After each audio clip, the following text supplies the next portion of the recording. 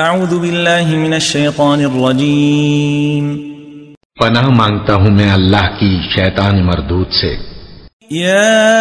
ایہا الذین آمنوا اذا قمتم الى الصلاة فاغسلوا وجوہکم وایدیکم الى المرافق وامسحوا برؤوسکم وارجلکم الى الكعبین وإن كنتم جنبا فاطهروا وَإِن كُنتُم مَّرْضَىٰ أَوْ عَلَىٰ سَفَرٍ أَوْ جَاءَ أَحَدٌ مِّنكُم مِّنَ الْغَائِطِ أَوْ لَامَسْتُمُ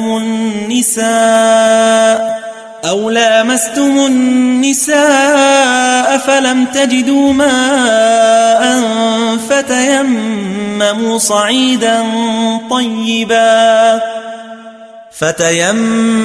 صعيدا طيبا فامسحوا بوجوهكم وأيديكم منه ما يريد الله ليجعل عليكم من حرج ولكن يريد ليطهركم وليتم نعمته عليكم لعلكم تشكرون۔ مومنو، جب تم نماز پڑھنے کا قصد کیا کرو تو اپنے منہ اور کوہنیوں تک ہاتھ دھو لیا کرو اور سر کا مسح کر لیا کرو اور ٹخنوں تک پاؤں دھو لیا کرو،